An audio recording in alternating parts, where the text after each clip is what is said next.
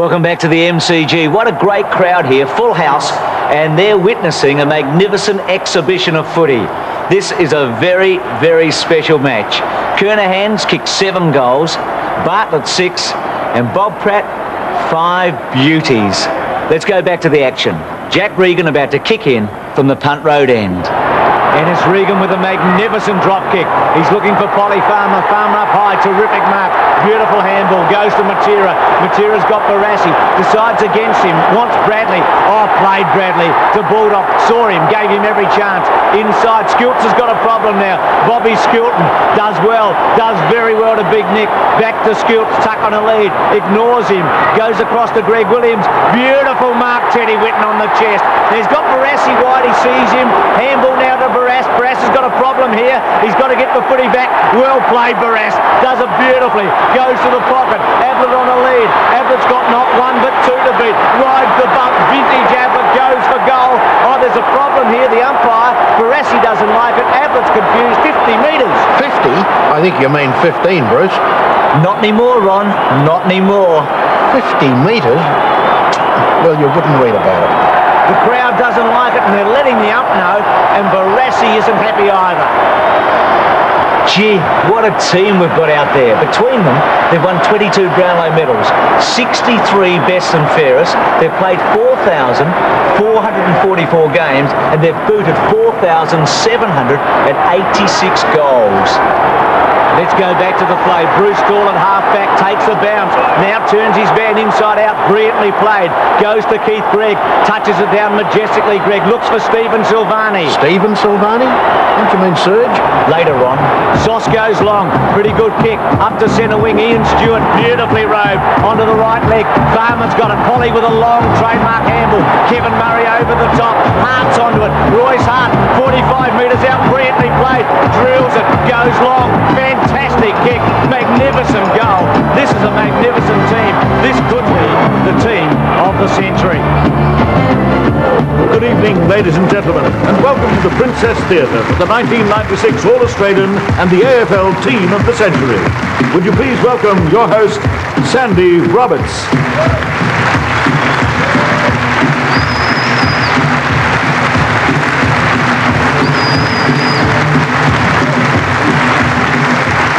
Thank you, ladies and gentlemen. Thank you very much indeed. Good evening and welcome to what a fantastic venue, the Princess Theatre here in Melbourne. We couldn't ask for anything better. So many stars have been here in the past, from Laurence Olivier to Vivian Lee. Tonight it is the stars of our great game, Australian rules football, that we're going to be honouring. First of all, in naming the 1996 All-Australian Team of the Year. And then, of course, the big one, it is the Team of the Century. It has caused so much debate over recent weeks. It's all going to be decided in the next couple of hours. We're going to be going back to days gone by, to the really great names of the game. King Richard, of course, he was the king at Windy Hill. I'm speaking of Dick Reynolds. To the days of the modern era, and one of the favourites for the Brownlow medal, Michael Voss. It all lies ahead of us, and it's going to be great to meet all the stars of yesterday and also today. Well, selecting the best team over 100 years has been anything but easy. In fact, it's been quite an exhaustive task.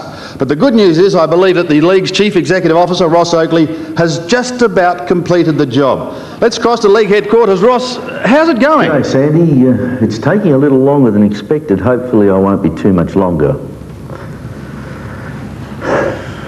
Round 20, 1917, Fitzroy versus Richmond.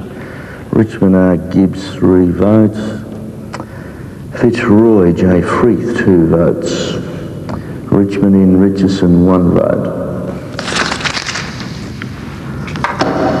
Collingwood versus South Melbourne. Collingwood H. Curtis 3 votes. Yes, it's been a long week for Ross, I think, in more ways than one, but we'll let him deal with football history and move straight into the first of our nominations. We'll be announcing both the team's back pockets, the key positions, and of course going flank by flank, and then again the key position. And I might add that the selectors were most particular about their particular selections, and I refer to naming not only a left forward flank or a left centre wing, they wanted the right forward flank, the right centre wing, and also the right half-back flanker. And what about our selection committee? Well, some of these names I'm sure you're pretty familiar with. Kevin Bartlett, the Tiger Games record holder, Malcolm Blight, Ross Glendinning, Gerard Healy, all of course Brownlow medal winners.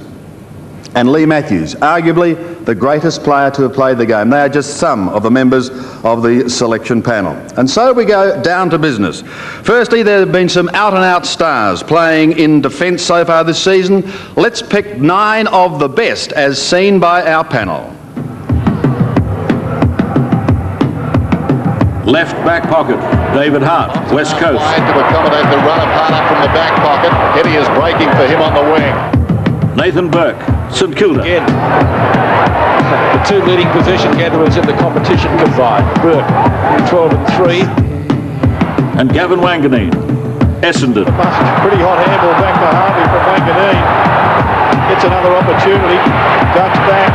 Brilliantly played Wanganeen. At fullback, Stephen Silvani, Carlton. Cohen breaks the tackle for his 200th game. Back to Fraser Brown at midfield. Stephen O'Reilly, Fremantle. Kick forward by Mooney. In towards full forward, but the mark taken back there by O'Reilly. And Andrew Dunkley, Sydney. Trouble, Miranda. Up almost to the 50.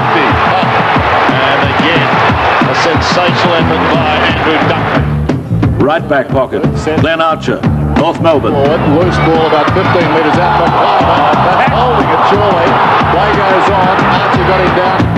Duncan Kellaway, Richmond. And Tigers have been to the ball that time as Campbell whipped it out. And Duncan Kellaway, eyes only for the ball, takes the mark. Michael Sexton, Carlton. Top to Muir, has to kick hurriedly. This will set up Sexton.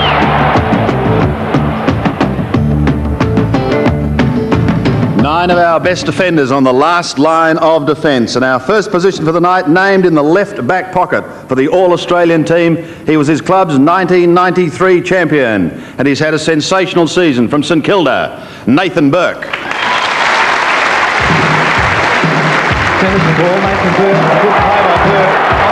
He does the hard thing, and he never stops running. And it was also Matthew He's the heart and soul of the Saints. still running. Feeds on wide, Burke inside, closing 30 metres, straightens himself up, goes Nathan Burke, the coach. Yes, he's now looking to 1997 whilst in the right back pocket, a man who's still looking very much at 1996. What a consistent year he's had for Carlton, Michael Sexton. Reali, then Ratton, on to Sexton. This is Michael Sexton, goes in, and he kicks a goal for the Blues. He's low profile but high impact. He keeps turning up in the right place at the right time. He's got courage and judgment. Yes, he's had a fantastic year, has not missed a game, and is certainly looking forward to the finals. To full back for 1996, this is really quite an amazing record. For the 5th time, he's been named as an All-Australian player, also from Carlton, Stephen Silvani. Silvani's got the football. A modern great. Desperate, strong, tough, clever. The king of the fullback line. Silvani's got him. Over the back was Silvani. Magnificent fullback play. Silvani's kicked the ball forward. Yes, I'm sure that parents Serge and Rita would be very, very proud of their son, 5 times All-Australian. Congratulations to Stephen Silvani. Congratulations to all 3 on the last line of defence. We'll take a break, and when we come back, we'll be creating history, naming the first line in the team of the century. That's very hard. Tough and hard. That's what you want, that back line. John Rantall had the skills. Yes, but who would I want in the half-back line for me, fighting for my team when we're 5 points in? No way. I want Bruce Dool. I want Bruce Dool. Yeah, I'd have Bruce. I'll tell you what, it wouldn't matter if you had Royce Hart there, because Teddy Whitten would give him a hiding. So Teddy Whitten would have to be your centre-half back. So who cares who plays centre-half forward that day? Look. Well, who are you going to have? You're going to have Glenn Jakovic, Rest in peace, Mr. Whitten. Who would you have, Mr. Football or Glenn Jakovic? Well, I know who I'd have. I'd have Mr. Football. No way. Oh, you guys, I'm not going to drink with you anymore. What about the engine room? Centre line. The pivot. The pivot. Let's have a look around. The diesel. The diesel. I reckon the diesel picks the diesel. No. Who else is going to take that Ian position? Stewart. Ian Stewart. He's won 2 Brownlow medals. Come on. You've got to pick Three three Brownlow medals. Yeah. In 2 teams. You got to pick him. Well, that's fine because we can put Frank Birkin coming on the wing instead of Peter Matera and Craig Bradley. No, hang on. For mine. Yeah, Matera's not there. Matera's not there at all. What about the old players? We're focusing on these. Yeah, but we're talking about the legends of the game. champions. We're talking about champions. These legends are champions. Yeah, but you can't be a champion from West Coast because you haven't played that many games. You haven't been around long enough. Yes, welcome back to the Princess Theatre. It's amazing, isn't it, how things change. You have a couple of beers and you tend to change your mind on a few things, but one thing's for certain, the debate has been furious in many, many areas. It's also been quite furious at AFL House, where the official selection panel had to meet and then decide on the team. And it's interesting now to let you know that panel, so you know who to blame. The League Chief Executive and former Saint Ross Oakley was there, champion Melbourne Rover of the 30s, and later respected football journalist Percy Beams. The Geelong Fly, you couldn't leave him out, could you? Woofer. 63 Flag, Bobby Davis, and with him the 88 Brownlow medalist and Victorian Chairman of Selectors, Gerard Healy. Veteran journalist and chief writer of the Football Record, Greg Hobbs. Former top umpire who officiated in the 62 grand final, Jack Irving. Ex-Lion turned long-time media commentator, Billy Jacobs. Former Hawthorn champion and a premiership coach with the Hawks and the Blues, he'd love to do it again this year too, David Parkin. Former league president and North great, Dr. Alan Aylett was also there. And they were kept in line by the non-voting secretary, AFL Administration Manager Mark Patterson. Tough job though. In fact, the panel was given an almost impossible task of deciding the best team ever, and that was position by position. The criteria for selection in the team was that players either be members of the AFL Hall of Fame, be a current AFL player, or a retired player who does not qualify for the Hall of Fame because he's not been retired for 3 years. And consideration was given to a player's impact and ability in their specific era. Only AFL matches were considered, so no interstate records at all there. And also, and this is the big one, the selectors used the convention of picking 2 ruckmen, 2 ruck rovers and 2 rovers. And as we mentioned earlier, and we'd just like to reiterate this, is they were looking at particular positions for the players, namely the left-hand or right-hand pockets or flanks. Okay, let us see how the selectors went with our first nominations of the night for the 2 back pockets and full-back in the team of the century. Nominated for the left back pocket, John Mopsy Rantel of South Melbourne, North Melbourne and Fitzroy. The Geelong number 11 champ from the back pocket, Bernie Smith. And the man who embodied the Bulldog spirit for 183 games, Charlie Sutton. Nominated for the right back pocket, Gary Dempsey from Footscray and North, a 332-game ruckman. Jack Mueller of Melbourne, 216 games, the big man from Echuca. And 328 games. They simply called him out at Princes Park, as it was then, Big Nick, John Nichols. Whilst the nominations for fullback in the team of the century, the prince of the fullbacks, Jack Regan from Collingwood. From Carlton, Mr. Reliable, Stephen Silvani. And from Geelong, George Jocka Todd, who represented Victoria 11 times and played 232 games. And so to our first decision for the evening, the team of the century backline. And to make the announcement, please welcome a man who has given more headaches to defenders than the holding rule. He's kicked 114 goals for the season. He's looking forward to next Saturday night at the SCG, Tony Lockett.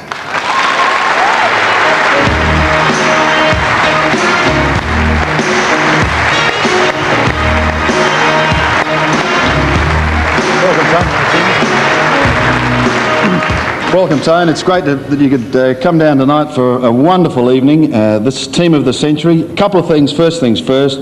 Let's forget groins, knees, whatever else. Are you going to be right for next Saturday night? Yeah, it was very disappointing to miss out last week. The boys went terrific, and you know, it's very hard to sit back and watch when the team's going so well. So certainly, with a little bit of luck, I'll be back playing this week.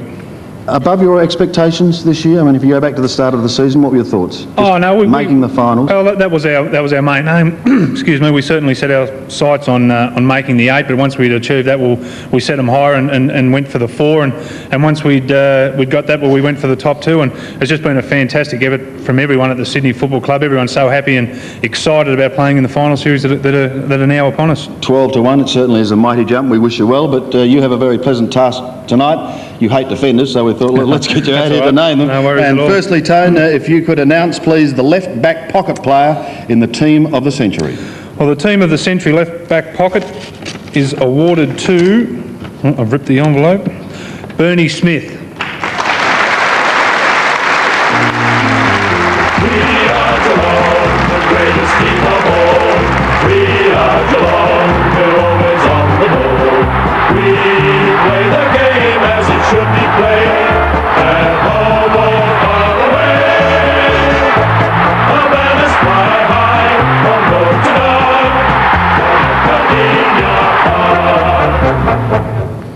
Yes, in fact, the first back pocket player to win a Brownlow medal, so you're in very good company there. Played 183 games, dual best and fairest for Geelong. Now, what about the right back pocket? Let's move over there, Tone. Okay, the team of the century, right back pocket, and it goes to John Nichols.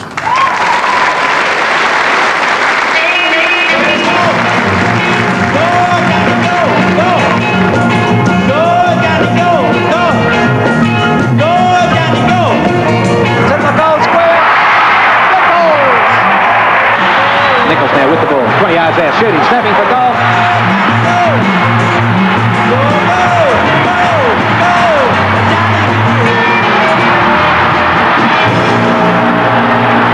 Big Nick, and I guess Carlton fans will be hoping that that cup can be held aloft by their skipper again this year. Tony, of course, has other ideas. Here's the one you really hate, the fullback of the century, Tone. Oh, this will be good, this one. The team of the century, fullback, and well-deserved, may I say, Stephen Silvani.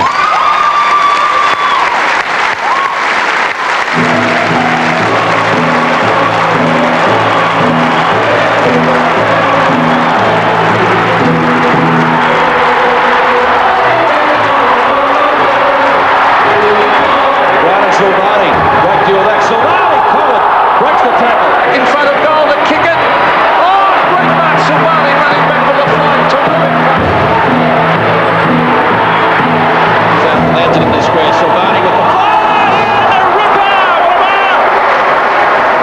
Well, what a fantastic double. All-Australian in 1996 and also Team of the Century, and I've got to say, you could be standing him in a couple of weeks' time, who knows? Well, it could be, and be very exciting too. How does the ledger stand there? Oh, I think it's pretty well even, Sandy. Let's hear from Sauce Darcy speaking with Rex Hunt. Rex? Yes, thank you very much, Sandy. And, well, they say you're the best ever, 100 years. Is that better than marrying Joe? I've got to say no.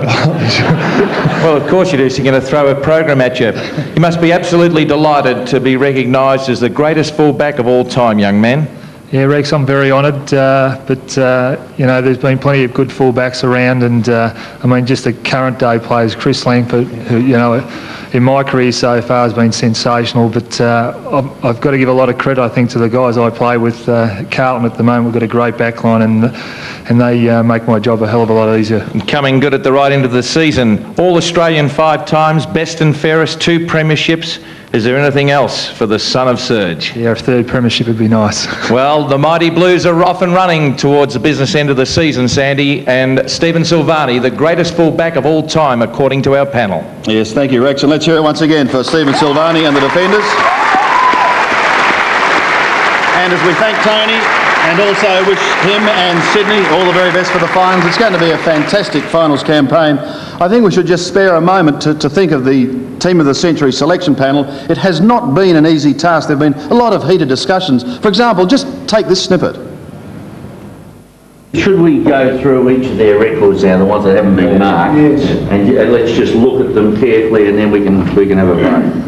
Those in favour, having a vote. Those in favour of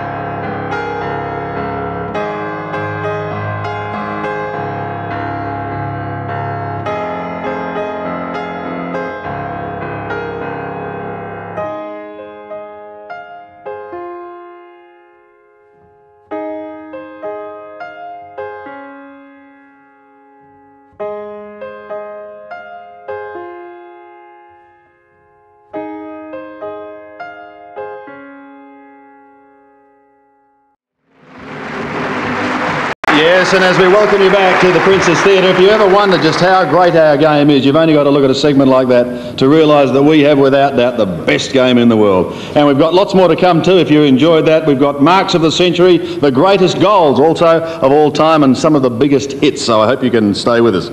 But we're down to business, and of course already we've named the back line for the team of the century, the back line for the All-Australian team for 1996. Now let's turn our attention to the half-back line. Left half-back flank, Michael Voss, Brisbane. By the umpires, bounces, goes out to half forward. Here is Voss, one of the wonderful young players for the Bears. Little firing. Nathan Buckley, Collingwood. Campbell in play again. It's not a good one. It's ball short. Buckley takes it. Here's where he's dangerous. This is his area. And Guy McKenna, West Coast. As far as McKenna comes off. Hickmott kicks the ball very wide to Maywearing. He's got him. Good kick. At centre half-back, Paul Roos, Sydney. Down towards Carey, hasn't got the carry, and Roos has done very well in his 300th. Goes back and takes a timely defensive mark. Chris Grant, Footscray. Centre wing now wide, Chris Grant on the burst. That's what Footscray want, some initiative. And Glenn Jakovich, West Coast. Jakovich. Great control by Glenn Jakovich. No wonder they rate him the best.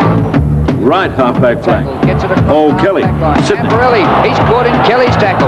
It comes back to Kelly. Well done, the skipper. Peter Matera, West Coast. Rat kicks it as far as he can off. Fantastic play. Matera is giving Camporelli a path in the opening turn. And Scott Russell, Collingwood. Too easy to Scott Russell, allow him to play on.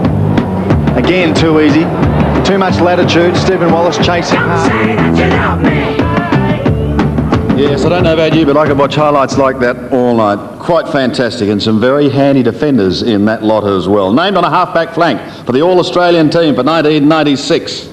He's re-signed with Collingwood. Magpie fans will be delighted about that. Nathan Buckley. Over centre wing. Oh, big call by Buckley. All over Richardson. Great mark. He's taken the step this year from good player to great. He plays tall, kicks long. He's the ultimate attacking defender. Kick to the front of the goals. Buckley, can he get his fourth? He is so skillful on both sides. That is a magnificent kick. 4 goals for Nathan Buckley. Yes, started with Port, then Brisbane, but has now found a home at Victoria Park. Well done, Nathan Buckley. Whilst on the other half-back flank, one of the racehorses from the West and one of the favourites for this year's Brownlow medal, Peter Matera. His pace and ball skills are breathtaking. He's like a firecracker on legs. In a new role off the half-back flank, the inventive Matera is more devastating than ever.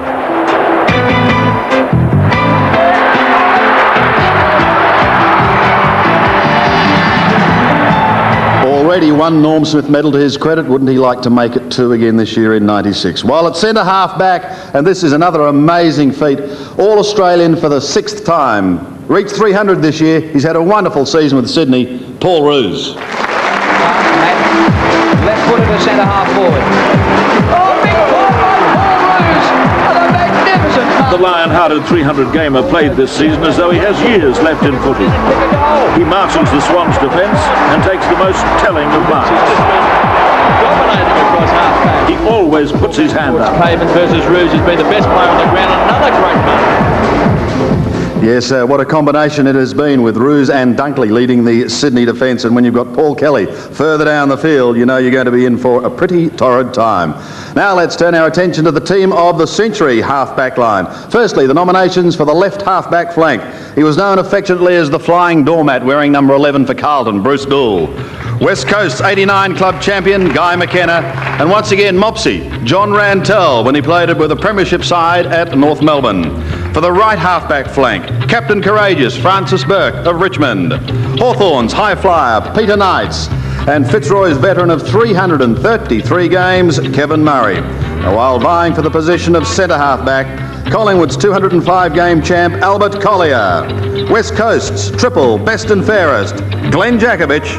And from Footscray, Ted Whitten Sr.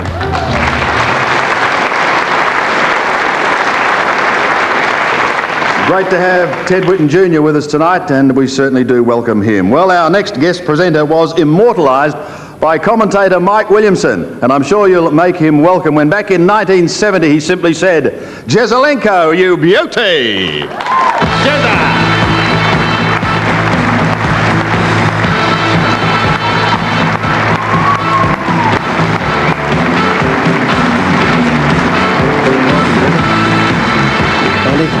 Welcome, Jezza. It's a pretty fair side all right at the moment, isn't it? Beautiful side. You have the task of firstly announcing our half-back line, and we'll get straight down to business. On the left half-back flank, who have you got? Well, let me tell you, Sandy, first of all, I've played both ends of the ground, and I know how slippery some of those half forwards can be. What did you prefer, incidentally, up forward or down back? Started up forward, didn't you? When I was younger, the half-forward flank. When I was older, it's easier to play in the back line, looking straight at it. All right, the left half-back flank. The team of the century is left half-back flank. Bruce Doull.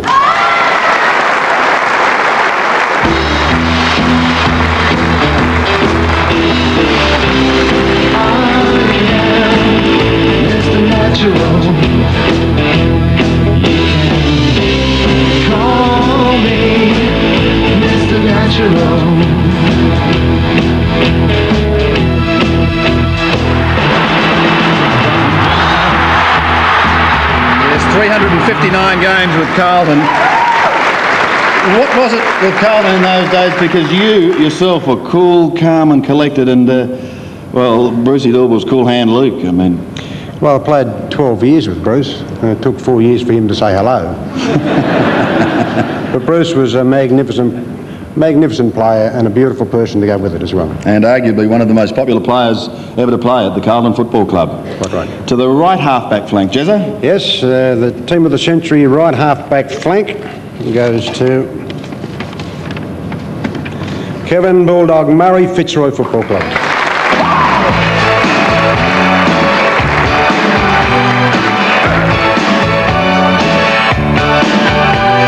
In those days, sometimes we were that short of players, you'd play in the thirds in the morning and go and play in the reserves in the afternoon. Oh, golly, he must be tremendously proud. The siren, the timekeepers are in it too.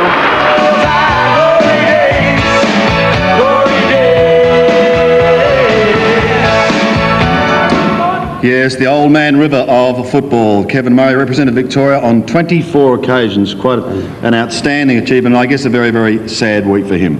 The key centre half back spot. And one of the most toughest and physical players you ever play against, Kevin Murray. Yeah. In the game.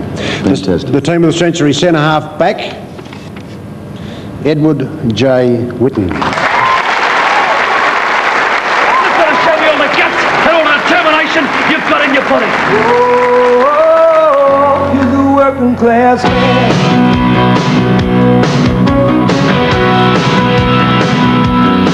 Well, he's a steel town disciple. Well, he's a legend of his time. He's running like a cycle across the wild Midwestern side. Oh, he's a working class man. And to Ted Whitten Jr. Teddy, you know our feelings towards your father.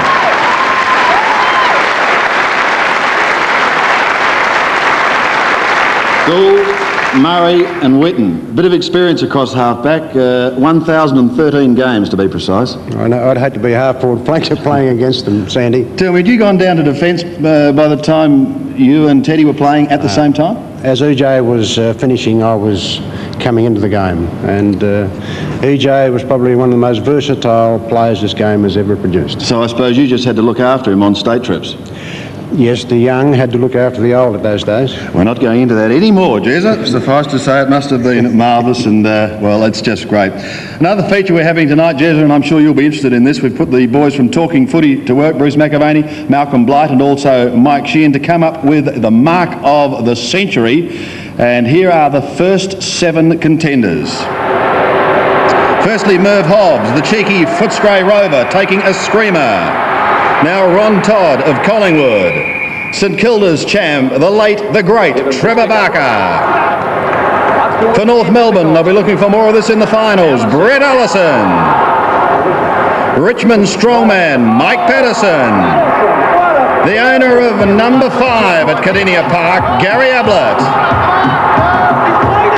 Whilst number 6 at Football Park in South Australia, Tony Modra.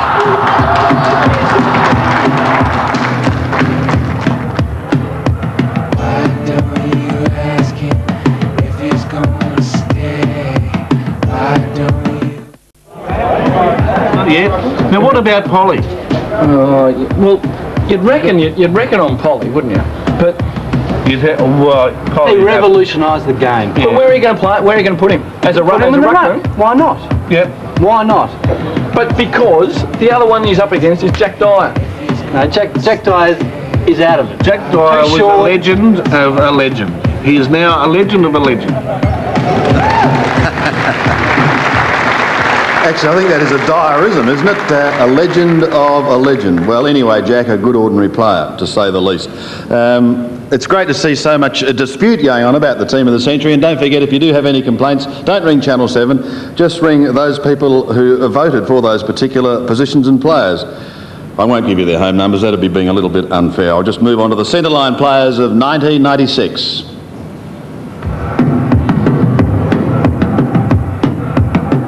Left wing, Peter Riccardi, Geelong. Half ball, 50-50, Riccardi, brilliant. What a goal this will be. Magic. Scott Camporelli, Carlton. And the youngster follows up with a hand pass to Buckley. Oh, Camporelli, support tackle. And Chris Mainwaring, West Coast. Waring's gone back. Will it get to him? He waits. Yes. Turns round, back and kicks a goal. In the centre, Paul Kelly, Sydney. Taken by Seymour, up to Kelly, through the middle. Kicked by Kelly for Lockett. You can't get better than that. Paul Broderick, Richmond. Time could be against him. Oh, very solid. Broderick, hard in. And Brett Ratton, Carlton.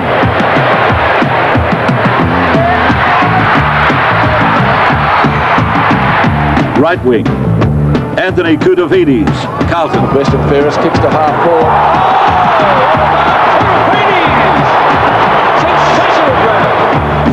Shane Crawford, Hawthorn. Ball running down, caught beautifully by Shane Crawford. Excellent tackle by Crawford. Oh, he's a gun, isn't he, Crawford? And Nigel Lappin, Brisbane. Back to Lappin, wonderful evasive skills onto the left boot and a great goal. And isn't there some talent across the centre line here in 1996? Named on the left wing for the All-Australian team from the West Coast Eagles. They'll be licking their wounds after Saturday night at the SCG, but he's been a champion. Chris Mainwaring. He's a genuine goal-kicking wingman. They're up by 50. His leadership at high speed. Waring, the two chaps combined, and a big bomb by Mainwaring. He's all class. He's kicked a great goal. He somehow got a boot on the ball while lying down. Mainwaring suckers a goal. Heartbreak for Fitzroy. While on the right wing at the moment, he may be wondering what team he's going to be playing for and what they'll be called next year. He's just got to wait and see. He's got a finals campaign in the meantime. Shane Crawford. In the goal square, pressure's on, Langford's up there. Good punch by Smart, it's Crawford now returns. The Hawks' leading playmaker. Carrying extra responsibility this year, Crawford did all the hard things. And the spectacular. What a mark by Crawford. Shane Crawford, sensational mark. While in the middle, I call him the running machine. He's the Sydney skipper. He's the inspirational captain of the Sydney Swans. He's the reigning Brownlow medalist. He might make it back-to-back, Paul Kelly.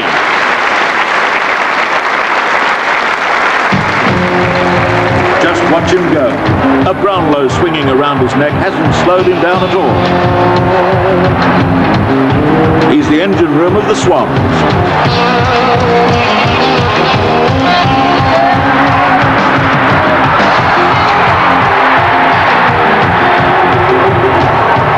Yes, the Sydney boys have been fantastic so far this season. Let's go to Bobby Davis, who's got a word or two.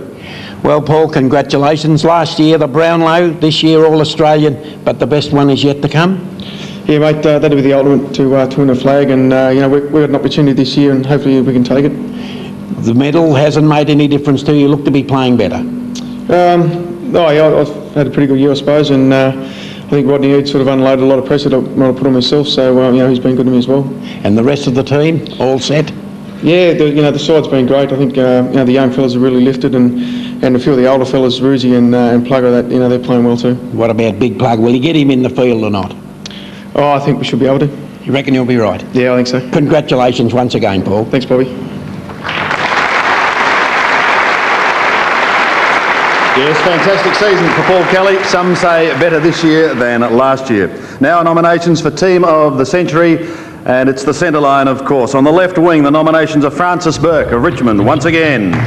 Carlton's 242-game star, and he's still going, Craig Bradley. And the West Coast flyer, Peter Matera. On the right wing, he wore Melbourne's #2 Guernsey with great pride, Robbie Flower. North Melbourne's dual gold medalist, Keith Gregg. And King Richard from Windy Hill, Essendon's Dick Reynolds. Whilst in the centre, he played 263 games for Essendon. He epitomised skill and grace, Jack Clark. From St Kilda and Richmond, Ian Stewart. And from Carlton, Greg Williams, the last two winning 5 Brownlow medals between them. And to make the announcement of the centre line for Team of the Century is another footballer. He played 5 games, 5 reserves games for the Demons, did not kick a goal. In fact, made a decision to give up football and go in search of gold, and he struck gold. Ladies and gentlemen, with the awesome foursome dual gold medalist, I'm sure you'll make him welcome now, James Tomkins.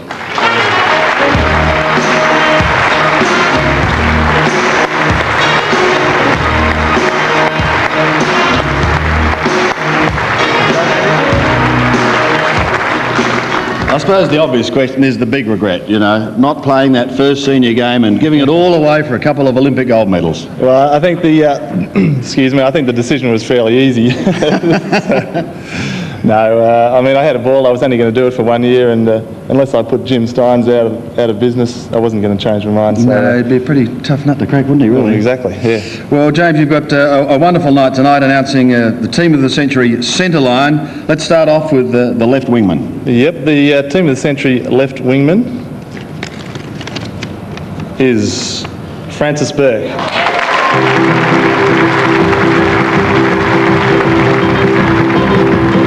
Come on over, baby, whole lot of shaking going on. Yes, I say come on over, baby, baby, you can't go wrong. We ain't faking, whole lot of shaking going on. Well, I say come on over, baby, we got chicken in the corner.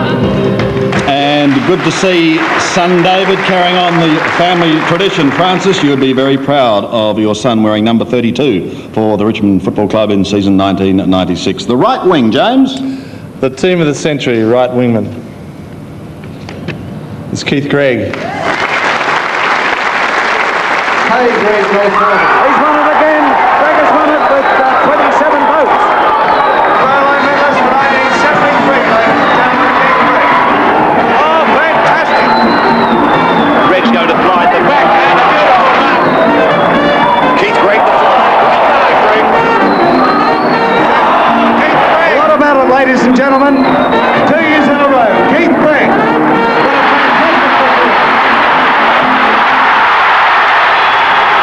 Yes, an absolute delight to watch for 297 games. And now to the centreman, James, for Team of the Century. Yep, the man in the middle, the Team of the Century centre man is Ian Stewart.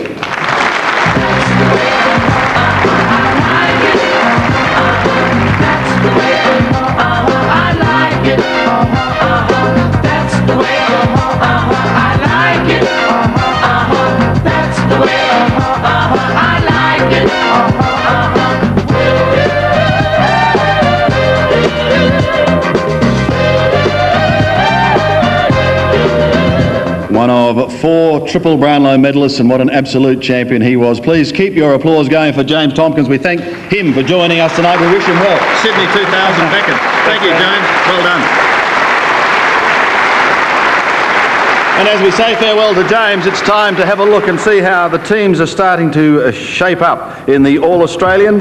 Couple of new faces, that's good to see. Michael Sexton coming into the lineup. Paul Roos, a wonderful season he's had. So too is Peter Matera. Whilst in Team of the Century, some may argue the Prince of Fullbacks, Jack Regan, may have got it ahead of Stephen Silvani. It was not to be. Stephen has got it, and good to see Kevin Murray there also, the 333-game veteran. Still to come as Sauce, well, he's enjoying tonight because he's All-Australian and he's Team of the Century, so why wouldn't he be happy? And Carlton are into the finals, but we've got some jaw-dripping treats to come, if I can say that. The Team of the Century forward line, I guess there's been no greater debate than who is going to be full forward for Team of the Century. And also, we have the mark of the century. Well, we've had some great discoveries of old footage in this centenary year of football. Ron Barassi was known as one of the greatest motivational coaches, and tonight we present, well, possibly the ultimate half-time address by the master himself. I should say, we do apologise for the quality, but Blighty, this may just be handy for you with the Adelaide Crows. And usually the stab kick, which I demonstrated earlier in the year, is used. But there's also, apart from the actual kick itself, there's also the knack and the know-how in knowing where to kick the ball. And I thought I might use a diagram to explain. You must kick the ball in front of him. You put it that far in front of him, the ball is there, B for ball, and he is still back here. And don't forget your left foot as well as your right, because you will need both. I understand. B is for boot, backline. B is for ball. Oh, I get it. I'm just a soul whose intentions are good. Oh Lord, please don't let me be misunderstood.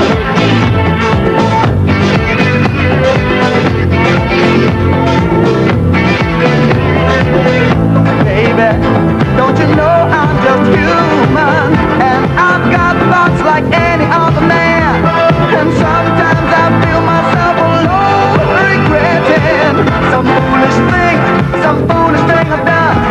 But I'm just a soul whose intentions are good.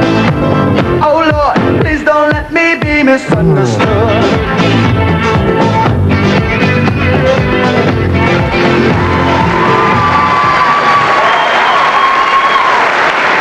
Now, Jacko would never be misunderstood, would he? Yeah, but isn't it great to have those characters in our game? We need more of them. Let's now turn our attention to the half-forward line for the All-Australian team for 1996. Here are the 9 nominations. Left half-forward flank, Lee Colbert, Geelong. Kick by Stoneham inside half-forward. Colbert! Oh, fantastic! Dean Kemp, West Coast. Maybe a bit of trouble. Still he comes. And James Hurd, Essendon. Able to sort of win a contest down that far of ground. Certainly makes a lot of sense. Brilliant Hurd. Love watching him play football. At centre half forward, Matthew Richardson, Richmond. At ground level. Whether it's in the air at ground level, he's a magnificent player. Wayne Carey, North Melbourne. Wayne Carey at the back of the back. That's taken a ripper. And Corey McKernan, North Melbourne. McKernan on the burst, 45 metres out, goes at goal and kicks a beauty.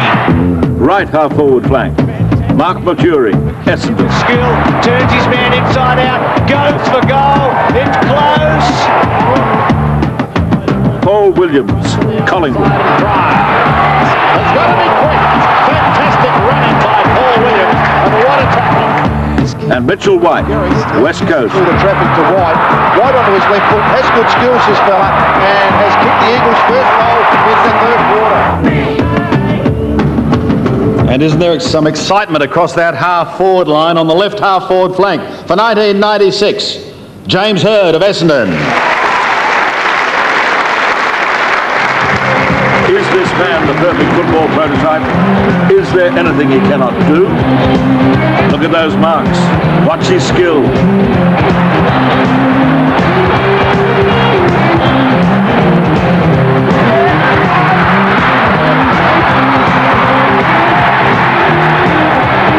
And James, I've just got a feeling that Terry Danaher would be very pleased that you have that Guernsey number 5. Well done once again. On the right half forward flank, Mitchell White.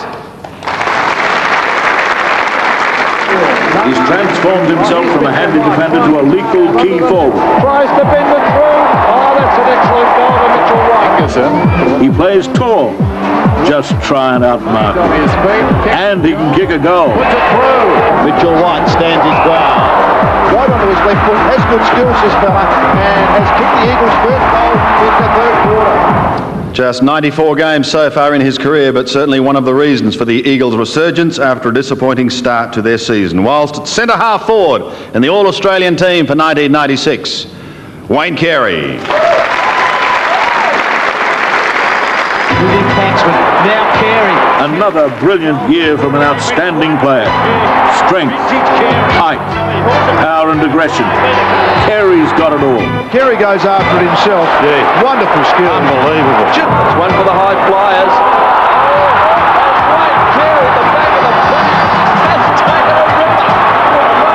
Wayne Carey at centre half forward, and what a line as he's flanked by Mitchell White and also James Hird, and James Hird is now been captured by Robert Davis. Well, James, I did some research this afternoon. I thought I could say, well, I played against your dad. He finished in 47, I started in 48, against your grandfather, please. Thanks, Bob. Your father. I said, well, I would have coached against him. I finished in 65, he started in 66. Yeah, that's right. But it has been just a delight to see you play, and I'm sure for hundreds of thousands of people. You are just a delightful footballer, and as I say, a lovely footballer to watch. And just at the moment, you are travelling beautifully, James. Well, thanks very much, Bob. It's thank you. It's just great to be playing in this great game with some great players. Really, a childhood dream of mine come true, and I'm really enjoying it at the moment. And the finals, of course, another great thing. Yeah, the finals. Look, we probably didn't play that well in the finals last year, and this year we've come into the finals sort of playing good football. So we're hoping for a very good run and maybe get to a grand final if we're lucky. You'll certainly be playing there. Thanks very much, James, and Thanks congratulations once again. Thank you. And Robert, well done on that research too. A marvellous short first question. We're now 3 minutes late. In the meantime, Rex Hunter's found Mitchell White, another All-Australian. Rex? Yes, thank you very much, Sandy. Another young veteran approaching 100 games, and the season not going too badly after your coach announced on Talking Footy that we were just struggling a bit and you won 11 on the trot. Yeah, well, we'd lost 4 in a row at that stage, and we hadn't done that for quite a while, so I think we really were struggling. But, you know, we got ourselves together. We had a few young players come through, and sort of all our older fellas started to play well, and we've, you know, really turned it around. I was going to mention that. Cousins, Morrison, Schofield, all wonderful young players in their first year, and a beautiful blending of experience and youth. You can't go past it. No, that's right. I think probably we thought that maybe they would have taken a little bit longer, perhaps not Jared Schofield, but the other two, you know, their first year, and they've done very well for us, and you know, they've been one of the main reasons why we've done so well this year. And a tough nut next week first up, but at home the mighty Blues, and you better be ready for them. Yeah, that's right. We played Carlton a couple of weeks ago, and we beat them fairly easily, but it seems as though they've turned their form around a bit since then. So, and you know, a final, so I don't suppose that we can take it any easier, and I'm sure they'll be a tough team to beat. You're a credit to football and yourself, a young man going places, Sandy. Of course, Mitchell White. Thank you, Rex. Well done to Mitchell. 94 games, approaching 100, and we wish him well. Moving closer, of course, to the goalposts in the team of the century, to the glamour end of the ground, some may say. Let's have a look at the nominations for the left half-forward flank for the team of the century. Graham Mort Arthur, Hawthorn's first premiership captain. From Carlton and St Kilda, Alex Jesselenko. And Collingwood's Bob Rose, the young man who came down from Naya West and wanted to be a boxer. Whilst the contenders for right half-forward flank, 403-game veteran Kevin Bartlett. The Geelong Flyer, he's got himself in, Bob Davis. And again, Dick Reynolds of Essendon.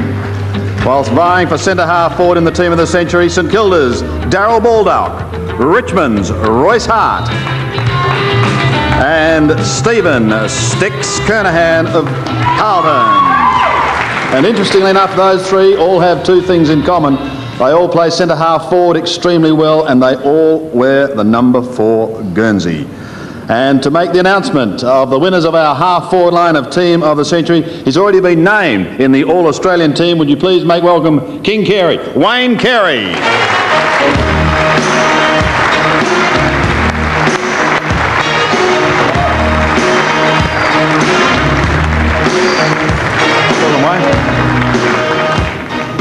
Oh dear, well that was a big one to get over yesterday, wasn't it? You'd be delighted to have it behind you, particularly they were throwing everything till three-quarter time. Yeah, no, it was a great win by the boys.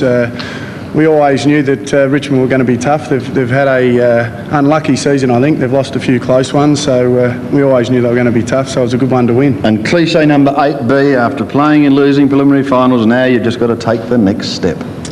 Yeah, we do. We've played in 2 losing preliminaries now, so obviously to improve on last year and the year before, we have to make a grand final, and obviously that's our aim this year. Let's talk about the team of the century. You've got the winners here. Firstly, the left half-forward flank. Who is it, Wayne? Yes, the team of the century, left half-forward flank is...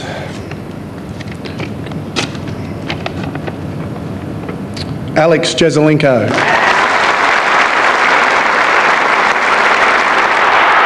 You're unbelievable.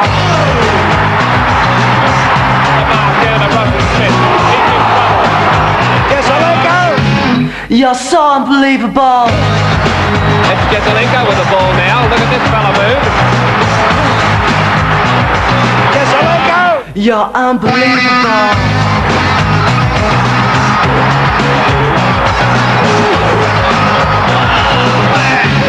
You're unbelievable. Yes, what a champion. Started out as a forward, finished up in defence. In fact, won his only best and fairest, I think, in defence, Alex Jesaulenko. To the right half-forward flank, Wayne. Yes, the team of the century, right half-forward flank is Dick Reynolds.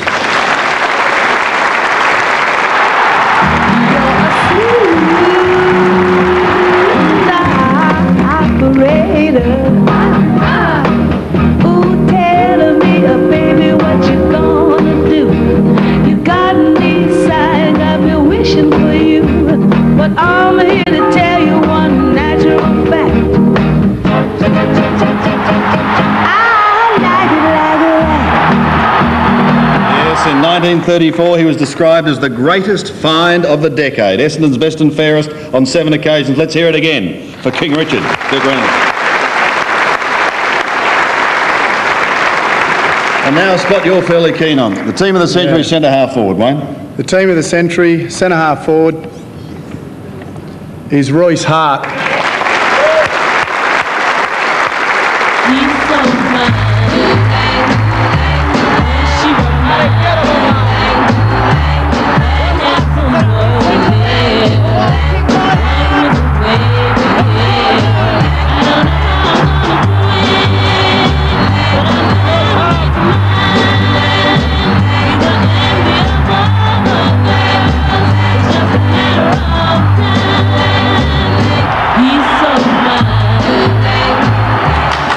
Yes, I think Richmond scored one of the coups of the century when they picked up Royce.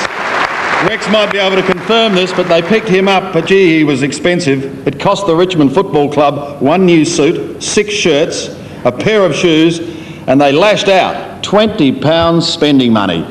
Rex, can you confirm that with the great centre half forward? When I was in Tassie last year at the Tasmanian Football League function, I saw the whole lot. He's still got the whole darn lot there, Sandy, I can tell you now. Now, Royce, they wouldn't listen to you at 22 years of age. You told them you were the greatest ever, and they wouldn't listen, son. I really didn't mean it that way, but it's turned out all right, hasn't it? It has. Now, apart from you, who do you believe was the greatest centre-half forward? I think EJ, when he played there at his peak, was a sensational player, and thank heavens he was picked at centre-half back. Now, the Flying Doormat was a fair sort of an opponent when we played the Mighty Blues. Apart from that great player, who were some of the players you had difficulty with? I think he was probably the best because of the fact that early on in his career, Rex, he started off as a defensive player, then added an attacking part to his game with his handball, and I think he stood out above all the rest of them. And we go to the same hairdresser, so I like your decision. Now, the Mighty Tigers, they had a fantastic era, and what has been described by many in the century as the golden era of the Richmond Football Club under Hafey. There was no doubt about that. From 67 to 77, played in 5 grand finals and won 4, and had the nucleus of probably the best ever Richmond period. Not much discussion about the decision of the greatest centre-half forward of all time, Sandy, Royce Hart. Thank you, Rex. It's a wonderful player. I've got a wonderful player next to me I'd like to thank too, and wish Wayne Carey all the very best for the finals, ladies and gentlemen. Thank you, Wayne. Wayne Carey leading North Melbourne in the big clash, of course, against Geelong this weekend, and we wish him well. Of course, still plenty of action to come here on Team of the Set. Oh, shit. Shivers. I think we have a slight technical problem. Don't tell me that's that Waverley generator again. I don't believe it. Oh, no. Well, let's hope we can get this fixed as quickly as possible. I hope we can.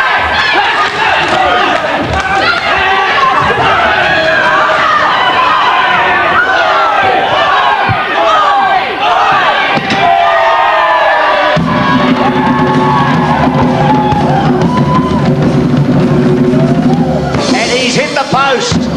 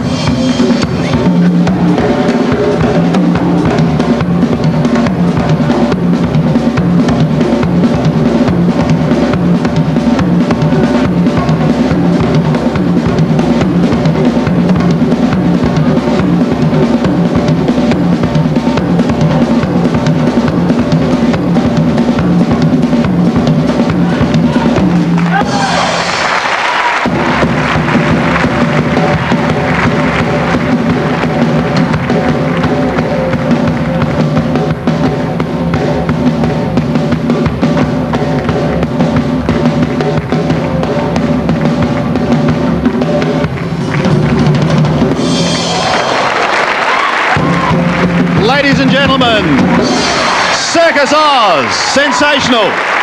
Thank you, Circus Oz.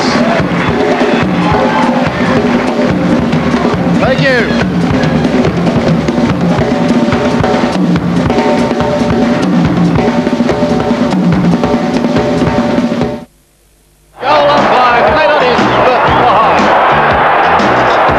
Oh, look at that. That is just a great shot of footy.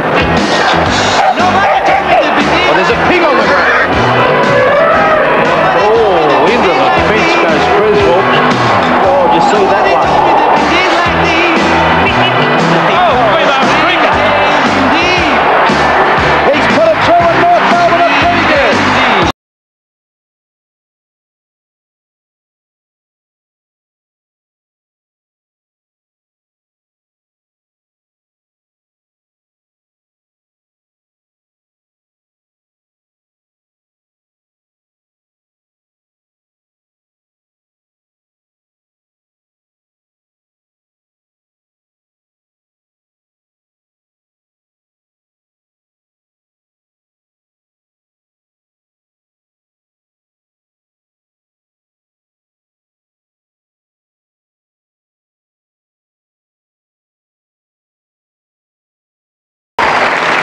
Yeah, it's not all just Brownlows and premierships, is it? That's, I think, what you call a bad day at the office at times. We're up to the forward line for the All-Australian team. Let's have a look at the nominations.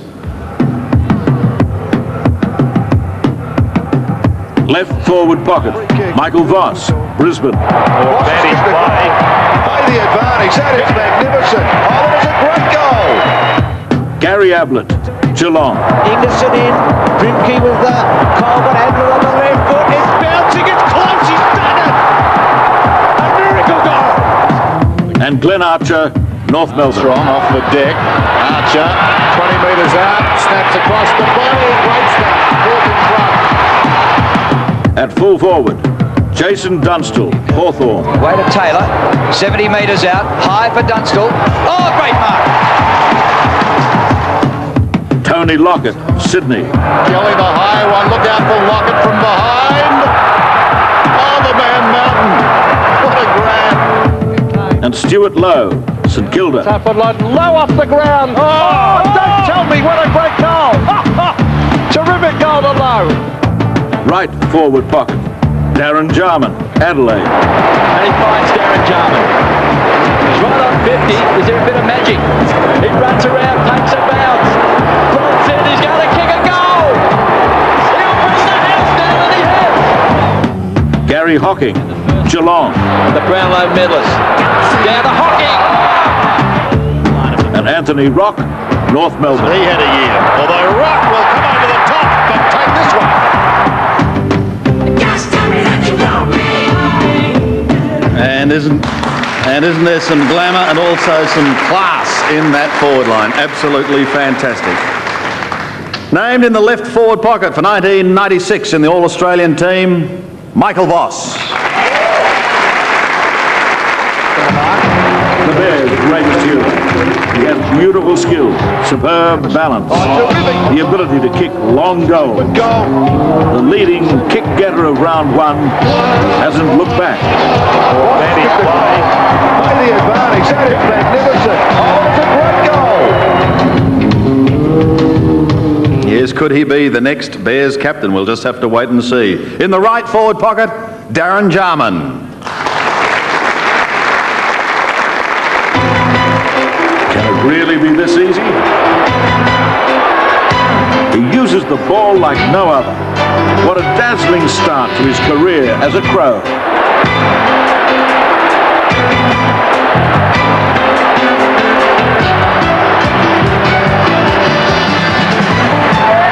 No doubt one of the most gifted players in the land, Darren Jarman. And so to full forward, the full forward for the All-Australian team for 1996, Tony Lockett.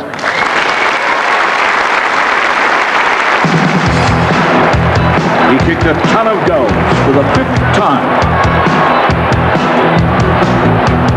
He's a man-mountain, powerful, huge, unstoppable. Lockett is a modern great.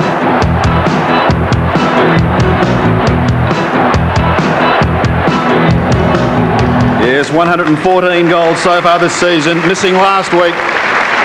But hopefully they'll have him on Saturday night, Rocket Eden, the boys, as they take on Hawthorn in what should be a classic match on Saturday night at the SCG. And so we now move to the team of the century forward line, one of the most breathtaking teams and lines in the history of the game. The nominees for the left forward pocket from Hawthorn and Geelong, we've seen him a lot tonight, Gary Ablett. From North Melbourne, Malcolm Blight. And again from Hawthorn, lethal, Lee Matthews. Shortlisted for the right forward pocket from North Melbourne, Alan Aylett, Kevin Bartlett of Richmond, and Hayden Bunton Sr. of Fitzroy.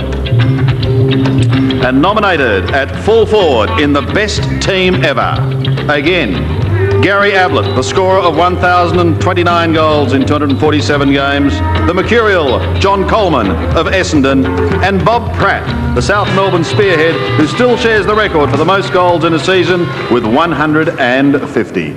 And to make the announcement and the presentation of that fabulous forward line, the man we call King Richard. Make him welcome, ladies and gentlemen, Essendon legend, Dick Reynolds.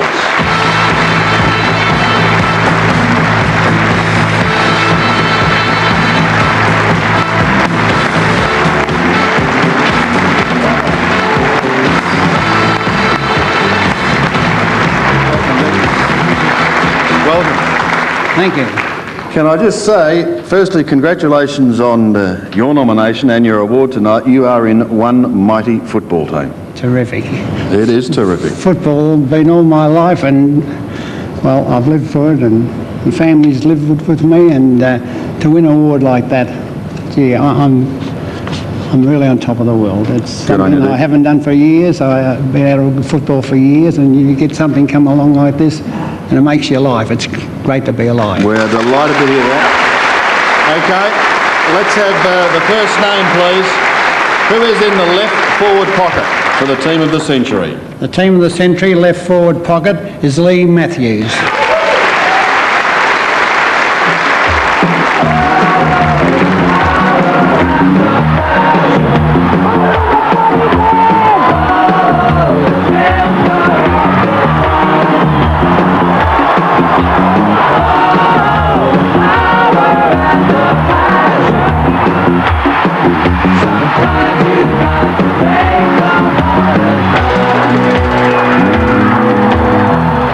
What a champion. 332 games, 915 goals. In fact, legendary coach John Kennedy once said that anyone who played without fear was either superhuman or stupid. It's fair to say that Lee Matthews was superhuman, isn't it? He was tough. I'd never say he was stupid anyway. I'm not that silly. The right forward pocket, Dick. Good. The team of the century, the right forward pocket is Hayden Bunton Senior.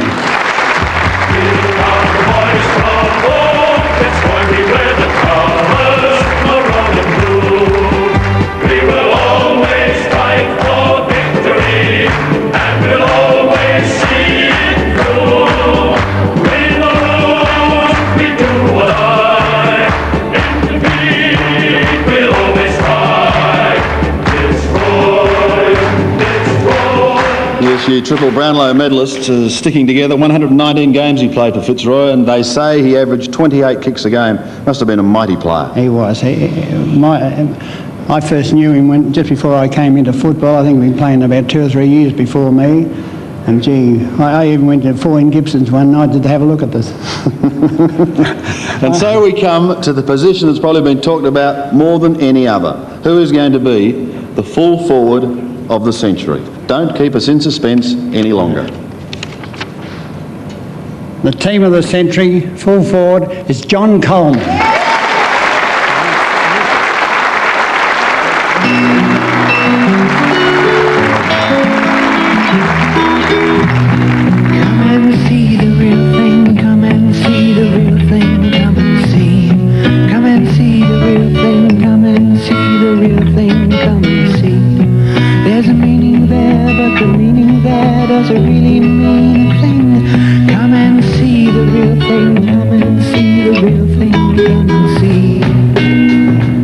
And he certainly was the real thing. Jenny Coleman, it's delightful to have you in our audience tonight. Thank you for being with us. I'm interested in him, Dick. Is it true that, and I've heard this story from a couple of different people, that fans during a game at quarter time would move from one end of the ground to the other just to watch this young champion at work? Is that right? Well, they told me that, but I tell you what, he was worth seeing. And I'll tell you what, he put the cream on the cake when he came to Essendon. Well, you captained him, you coached him. Why was he so good? What made him such a brilliant player? I mean, he didn't play 100 games, and he's beaten people that have kicked almost 1,300 goals, but they've still named him as the champ of all time at full forward. He was very clever, and he was a dead eye too with the kicking for goals. But I think the main thing with John, he should have been, well, he was a high jumper at school. And gee, a lot of players, Bob Pratt and these other players used to get the ride. They were really good. But John seemed to go straight up like a high jumper, and gee, it was unbelievable, some of his leaps that he used to make there. I used to see his boots go past my face there at the time, and I used to thank goodness we had him as our full forward. Glad he was wearing the red and black. He was terrific. Yeah. Dick, it's fantastic that you can join us tonight. Ladies and gentlemen, would you thank Dick Reynolds for being with us? Stay with us, Dick, because as we're about to go to a break, we'll have a look at the remaining nominations for Talking Footy's Marks of the Century, starting off with Bob Pratt. And here he is at work, the great man. From Bob Pratt to Richmond's star full forward, Michael Roach. This was a screamer. And what about for Collingwood fans? Puffing Billy Picken.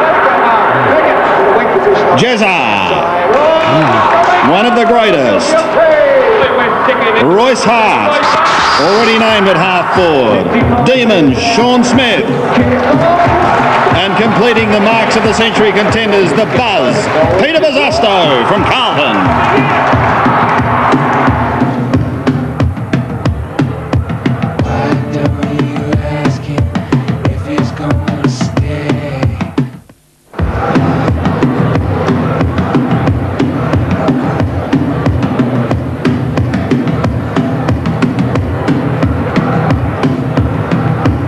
And welcome back to the Princess Theatre. It really is quite a marvellous venue to be holding a function like this.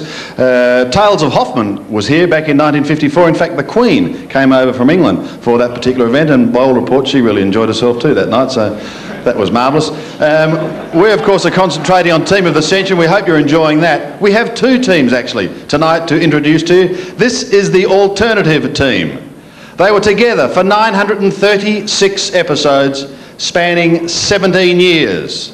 They made 437 double entendres, and they consumed 2,436 contrad meat pies. They are together, ladies and gentlemen, once again, one more time. And it came to pass that a great pestilence descended upon the ancient city of Melbourne, and none of its inhabitants were untouched. And some were heard to cry out in strange tongues.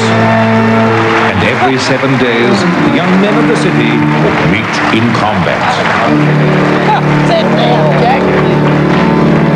And each Thursday, 3 wise men would sit in judgment. And the wise men were John, Robert, and Louis. And their judgment was delivered in league teams.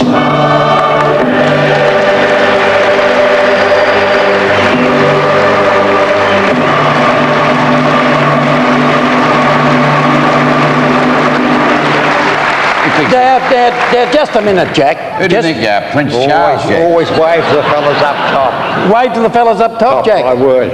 Yes, he always... You were going to be a thespian, Jack, weren't you? What was that? Jack thinks a thespian's a sex maniac, don't you, Jack? Anyway, welcome once again to League Teams of the Century. Oh, golly. And you were there at the start. I know I was. Who's playing great. who? Jack, you must be very proud to be here tonight, because at the Princess Theatre, think that Laurence Olivier and Vivian Leigh have walked across the boardwalk, or the boards here. I can still hear them. You can still hear them, Jack. Anyway, one of the great things that we have to do this evening is to nominate the umpire, Jack. The umpire of the century. How would you like that? My best friend. Oh, if you don't mind, umpire. Please, umpire. Anyway, the nominations for the umpire of Team of the Century are Jack Elder, Jack McMurray Sr. and Jeffrey Crouch. Now, did you play under any of those, Jack? I played under some fellow there. Jack McMurray Sr. Jack McMurray Sr. And a terrific umpire. A terrific umpire, Jack. Once he said bang, you would bang, bang, bang. It was good. What you would say? I don't know what. He thinks he's at the Western, seeing the bedroom mazurka again. He thought it was he went to see Western with Zerka one night. He was the boss. He thought it was a Western. The umpire for the Team of the Century is Jack Elder. Oh, that's good. It was just one of those things, just one of those craziest flings, one of those bells that now and then rings, just one of those things. They spoiled the game. They spoiled the game, Jack. They gave 3 kicks. That's one of your favourite singers, Jack Satchmo. Bloke singing in the background, but he's not here. Now, Jack, what about the team up to date, Jack? What's happened about it? What about the ruckman in the back pocket? What's his name? That big fella from Carlton. Oh, don't How would you go against him? I can't crystallise. He's sitting down there. Don't be saying things like that. Bobby's a big, strong fellow, and he... Now, listen, can I say this to you? You're one of the selectors.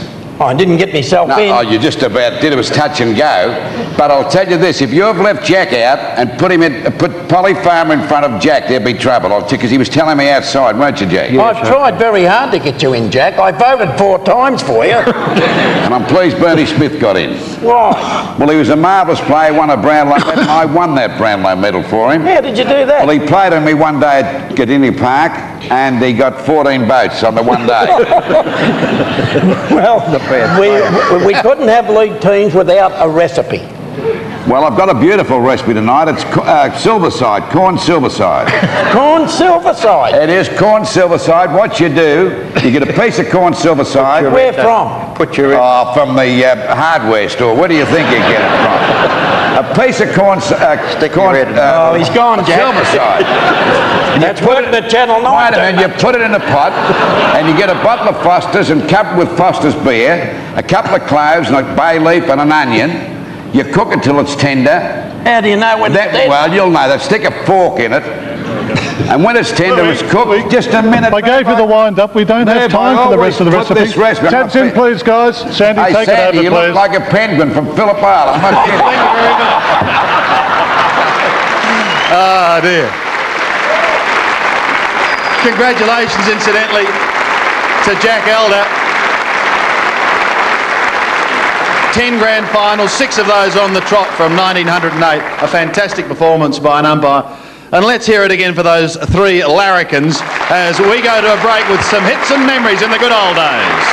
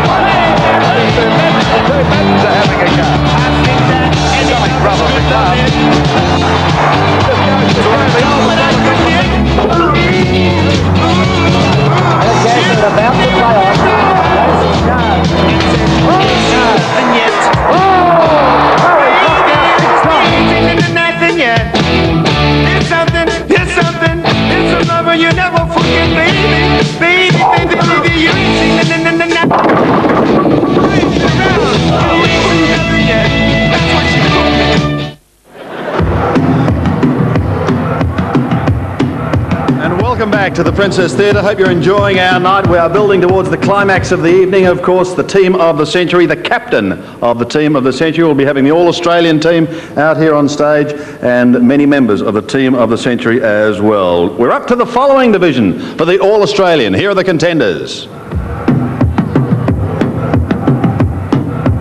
Ruck, Corey McKernan, North Melbourne. McKernan, oh, what a grab! Matthew Clark, Brisbane. Runs away, well played, Clark. Good effort by the big fella. Kennedy to butter up. Gee, it was terrific, wasn't it, by Matthew Clark? And Jim Steins, Melbourne. He's been at everything to Steins, his 17th possession. I think it's a goal. Ruck Rover, Dean Kemp, West Coast. At 50, towards the wing, Kemp. Very good grab. Robert Harvey, St Kilda. Will fall into the goal square. Robert Harvey off the pack. If he can get his boot to it, he does. Kick, that's good. And Adrian Fletcher, Brisbane. Punch forward. Fletcher. Oh, weaves his way beautifully. Then sells the dummy. Runs up the middle. Rover, Craig Lambert, Brisbane. Oh, brilliantly done by Lambert. He is a sensational player. Anthony Stevens, North Melbourne. Opportunity for Stevens, 48 metres out, goes a goal, look pretty good, he's kicked it! And Gary Hocking, Geelong. Hocking from Lynch. Hocking could make Footscray pay, that's a beautiful kick, that's a goal, the Cats stretch their lead. Don't say that you love me. Yes, we are so lucky we are seeing the absolute best here at the Princess Theatre tonight. The ruckman for the All-Australian team this year is Corey McKernan.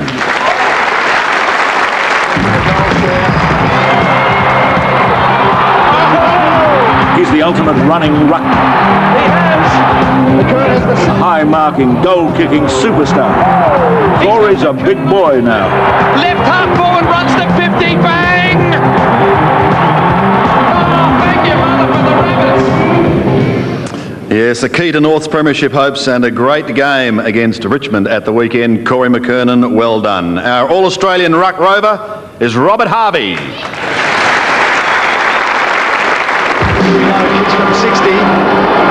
Will fall into the goal square. Robert Harvey off the pack. If he can get his boot to it, he does. Kick, let's go. He runs and runs and runs. He is always balanced, never ruffled. Best on the ground for the big V yet again. Kicks it up towards champion for the Saints. But he goes.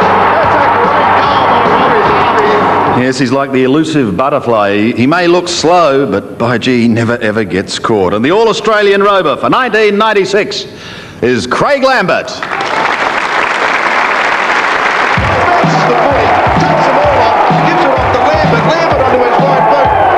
Consistently brilliant, always in the thick of the action, always pumping out a handball. The toast of Queensland. It's just unbelievable. Look at this handball. Excellent. Lambert, brilliantly done by Lambert.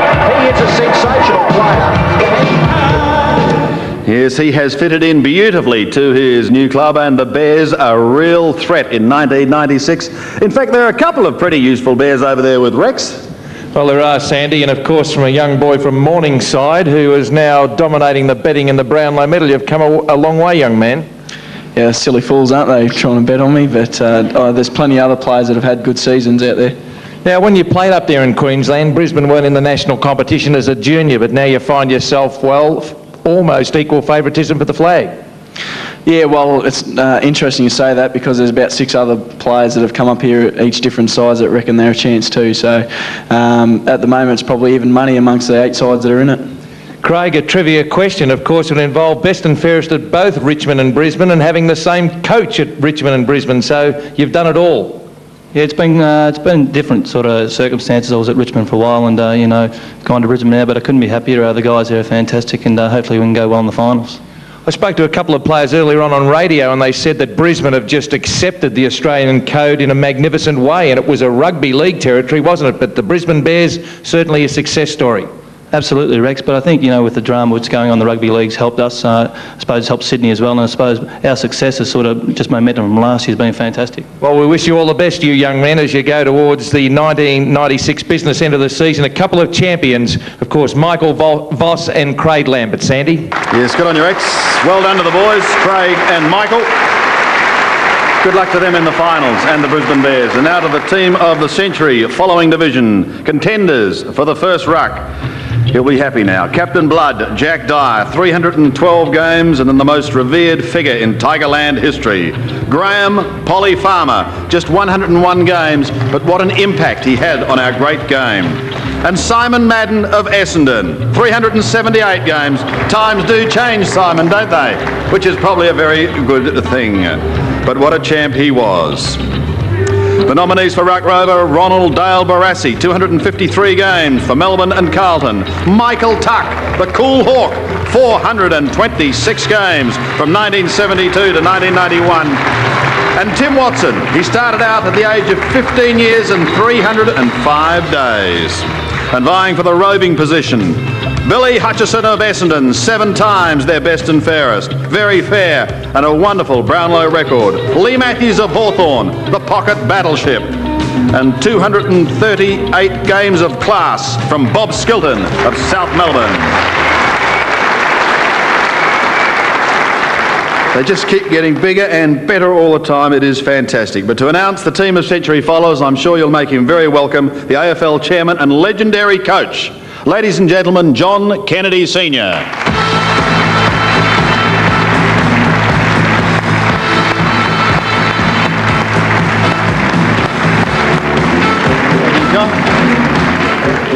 I don't envy that selection, pal. It must have been a very tough job. No, it's a hard job, selectors, but you've got to know the right selectors, I think, tonight. Is that the way you do it, John, is it? You've got to know the right ones. That's right, yeah. And just going back to one point you mentioned earlier, was I correct with that quote on Lee? Either superhuman or stupid, he was a superhuman player. He was superhuman, yes. No doubt about that, is there? Yeah. He certainly wasn't stupid. I know. I said that too, actually, John. Neither of us are stupid, are we? Let's turn our attention now to the ruckman. The team of the century ruckman. You have the envelope, please. The team of the century ruck is Graham Farmer. tackle from behind. He's done it.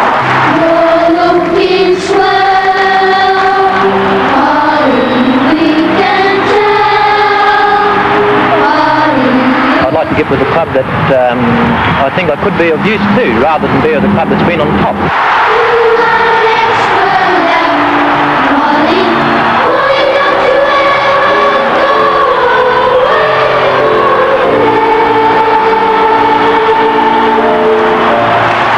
Yes, what a champion. Our thanks, incidentally, to the Geelong Boys Choir. And that's got to be one of the truly great recruiting coups of all time, doesn't it, by the Geelong Football Club? Yes, at the time where I was, we were very sorry he went to Geelong, but he would have fitted in very well with our skilled side at Hawthorn. John, what about the Ruck Roving division in the Team of the Century? The Team of the Century Ruck Rover is Ron Barassi.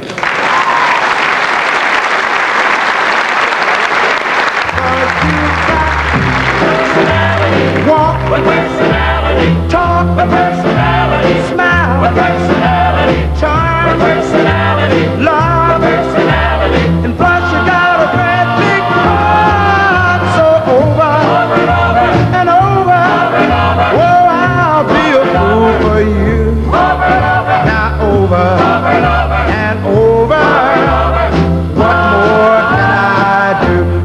Yes, what a player. Ronald Dale Barassi. Fair to say, John, arguably the most determined player to ever play the game?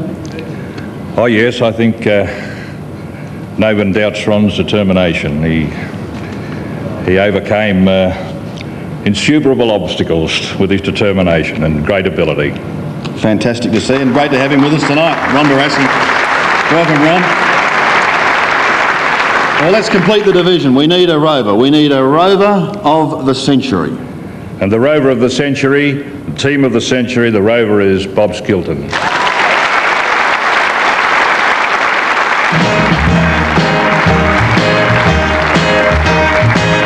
You got a smile so bright, you know you could have been a candle.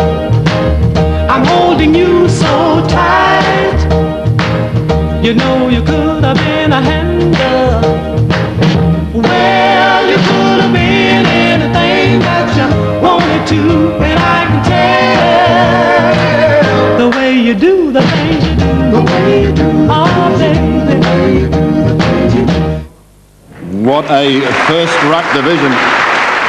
As far as our panel is concerned, they do not come any better. 10 bests and fairest for Bobby Skilton. There was Graham Farmer. But Bobby, straight from under-19s to seniors, and really the rest, John, was history.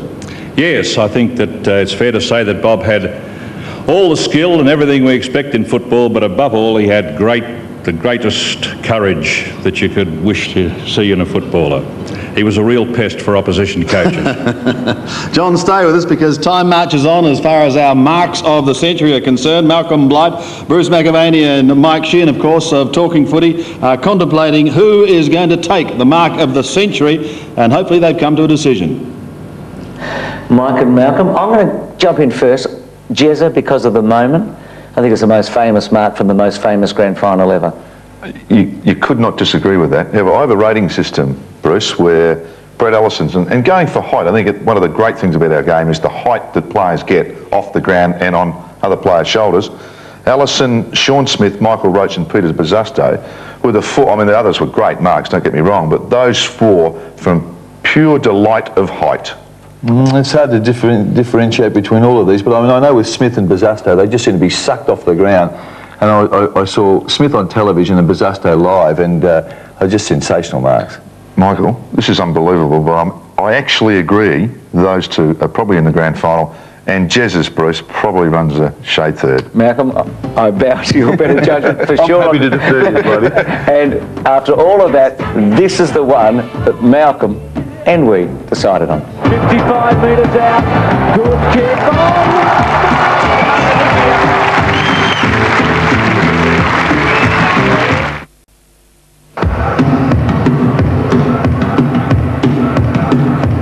And welcome back to this magnificent venue, the Princess Theatre here in Melbourne. We've almost completed the All-Australian team. Stick around because we're going to be meeting them on stage very, very soon. What we do need, however, is the interchange bench, and coaches like David Parkin, Kevin Sheedy, Rodney Eade, I think would be very happy with this interchange bench. They are, for 1996, All-Australian interchange bench, Glenn Archer of North Melbourne, Matthew Richardson of Richmond, and Gary Buddha Hocking of Geelong. He's an opportunist with flair.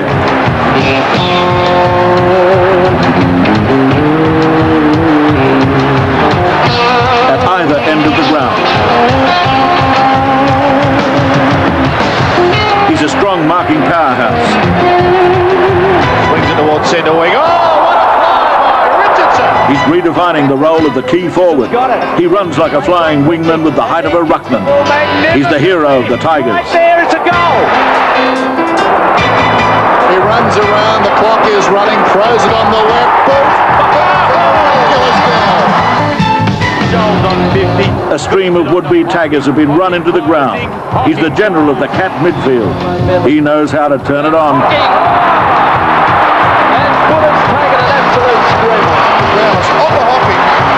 Great desperation. Oh, Jim Hocking, hot goal, a miracle. So there it is, the All-Australian team for 1996.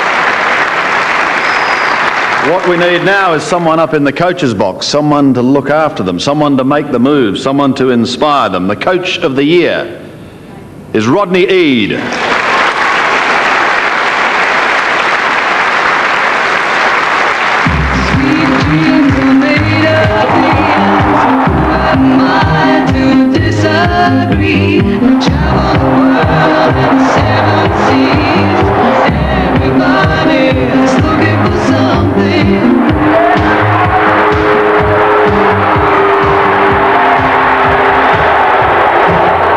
Fantastic performance at the end of the home and away, taking the Sydney Swans from 12th to 1st. He may not know it yet, but he's a guest on Talking Footy on 7 a little bit later on. So let's hear it once again for Rodney Eade. Good on you, Rocket. Good luck in the finals. We have the players, we have the coach, we need an umpire. Up until this year, he had just one final under his belt. I'm sure he'll get more. The All-Australian umpire for 1996 is Mark Nash. Well done, Mark. Congratulations to you. After the break, we'll be meeting the team and we'll also be announcing the captain and the vice-captain.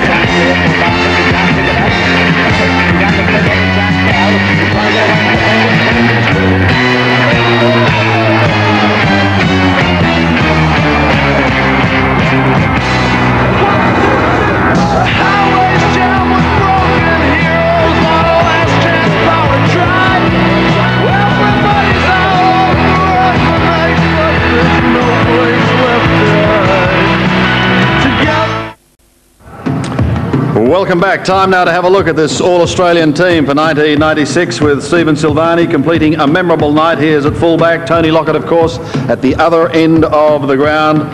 And really, there is talent dripping on every line. Michael Voss making an appearance for the first time. And to the youngsters, we certainly wish them well, particularly those playing in finals for the very first time. I'm sure, ladies and gentlemen, you'd like to meet the All-Australian team for 1996. Well, here they are. Give them a big round of applause. Our champions.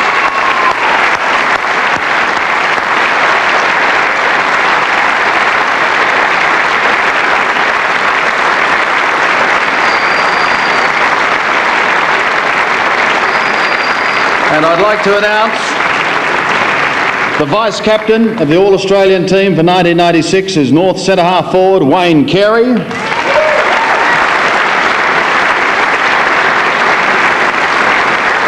And the captain of the All-Australian team, and I'll ask him to join me here at the microphone, the Sydney running machine, Paul Kelly.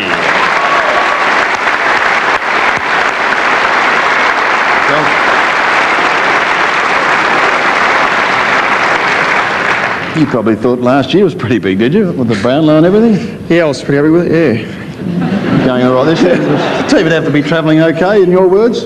Yeah, they are. You know, we're going along pretty well. We sort of would never expected to, you know, to finish on top of the ladder. But we've sort of, you know, we've done that, and I think we're, you know, got enough confidence in ourselves now to, you know, have a red crack at it. The pattern, of course, has been set in years gone by, but what has been the changes or the influence, the major influence that Rocket Eade has had on the side this year?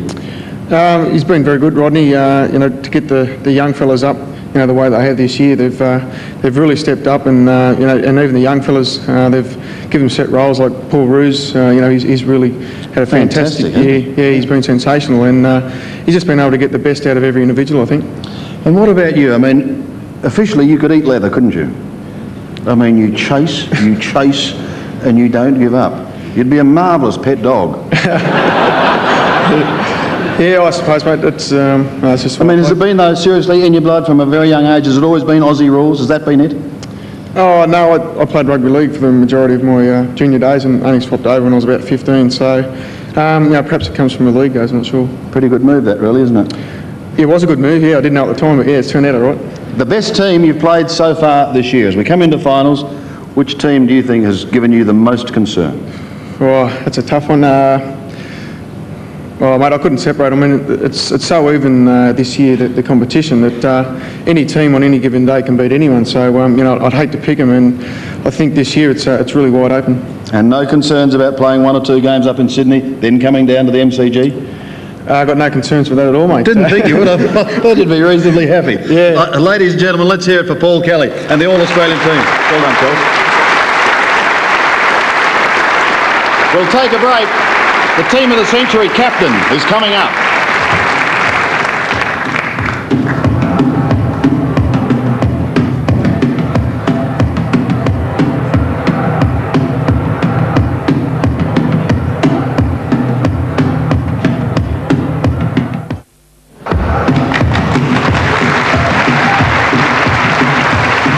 Well, the All-Australian team is all parcelled up. Time now to finalise the team of the century, the interchange bench. And so there'll be no arguments whatsoever. I shall announce the interchange bench of the team of the century in alphabetical order. And wouldn't you love these 3 on your interchange bench?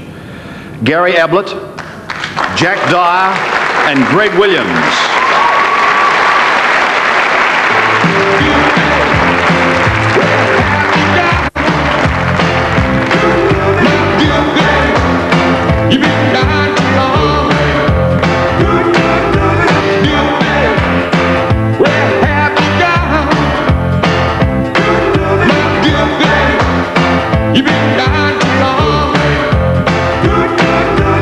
These boots are made for walking, and that's just what they'll do. One of these days these boots are gonna walk all over you. Everybody's doing a brand new dance now. Come on, baby, do the motion. I know you'll get to like it if you give it a chance now. Come on, baby, do the motion. So come on, do the locomotion with me. Yes, 3 rugged individualists and 3 champions of the game. Greg Williams, Jack Dyer and Gary Ablett. And just spare a thought for the selectors when you think over the 100 years, some 11,000 players have played the game at the highest level, and they have got it down to 21. So that's the players. That brings us now to the coach of the century. The nominations are Jock McHale with 8 flags at Collingwood. Norm Smith, the super coach, who started with Fitzroy, won 6 flags at Melbourne and also coached South. And Ron Barassi Jr., who amongst other achievements pioneered handball, handball, handball, and the immortal phrase, B is for ball. And the coach of the century is Norm Smith.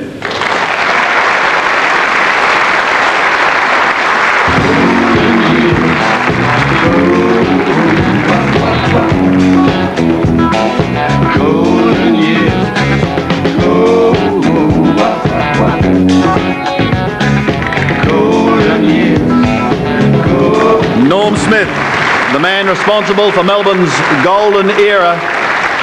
6 premierships from 8 grand finals. What an outstanding achievement by Norm Smith, named as Coach of the Century. After the break, we're going to be joined on stage by as many as possible of the team of the century, and we'll also be announcing the captain of that team.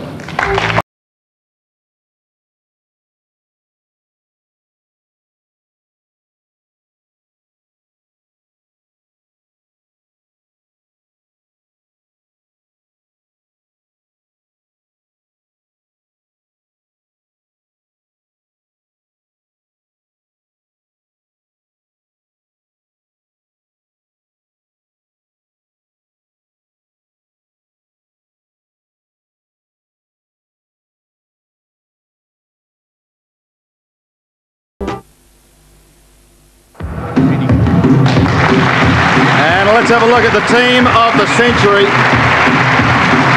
You look down these lines, across every line, and there is a story in every player. From Witten, Farmer, Nichols, Jesaulenko, Matthews, Skilden. They're all there. Reynolds, Bunton, Dyer, Coleman.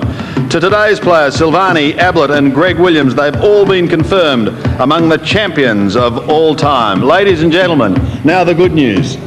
Let's make them welcome here at the Princess Theatre. Here they are, the team of the century.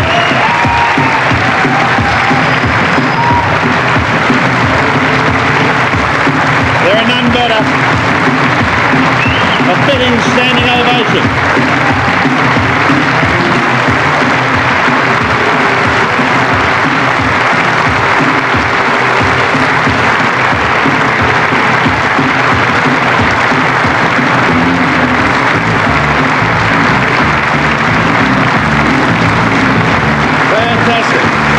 Fantastic.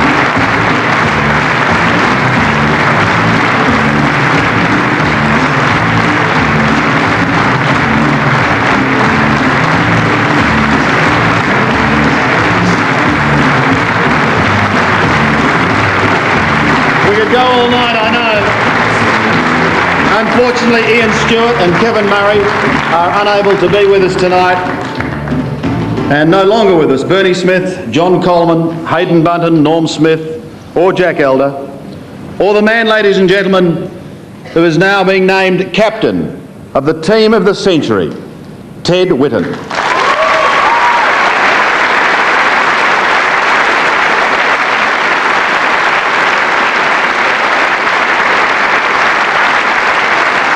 I've just got a feeling that Ted may be looking down tonight, and he may be just saying, "We stuck it up 'em."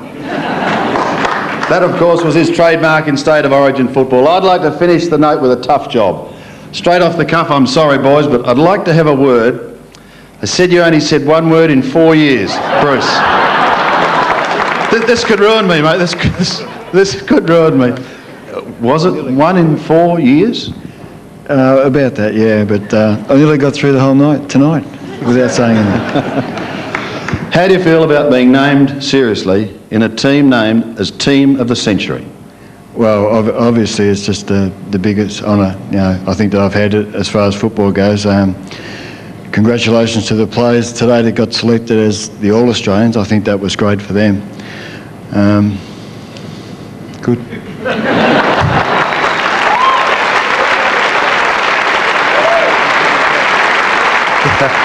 Just got a comment there from From Jack Dye. What did you say then, Jack? I said that was the most words he's ever said. Well, Jack, you're one of the elder statesmen of this team. Yes.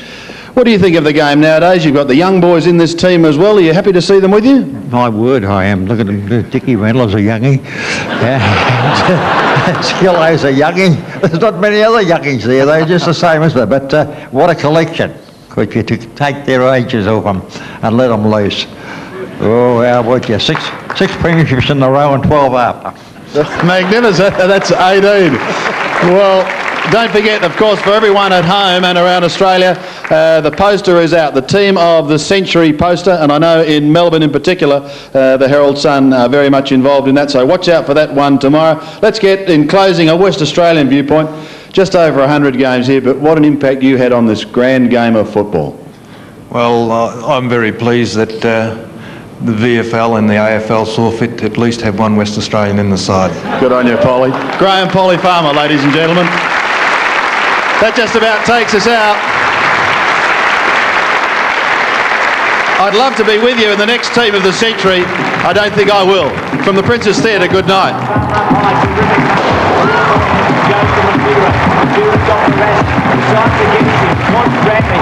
Played Bradley. The Bulldog saw him, gave him every chance. Inside, Skilton's got a problem now. Bobby Skilton does well, does very well to beat Nick. Back to Skilton, tuck on a lead. Ignores him, goes across to Greg Williams. Beautiful mark, Teddy Whitten on the chest. And he's got Barassi wide, he sees him. Handball now to Barras. Barras has got a problem here. He's got to get the footy back. Well played, Barras. Does it beautifully. Goes to the pocket. Ablett on a lead. Ablett's got not one but two to beat. Drives the bump. Vinny Ablett goes for goal. Oh, there's a problem here. The umpire, Barassi doesn't like it. Ablett's confused. 50 metres. Let's go back to the play. Bruce Dorland, half-back, takes the bounce. Now turns his band inside out. Brilliantly played. Goes to Keith Gregg. Touches it down majestically. Gregg looks for Stephen Silvani. Stephen Silvani? Later on. Sauce goes long. Pretty good kick. Up to centre wing. Ian Stewart beautifully rode. Onto the right leg. Barman's got it. Molly with a long trademark handle. Kevin Murray over the top. Hearts onto it.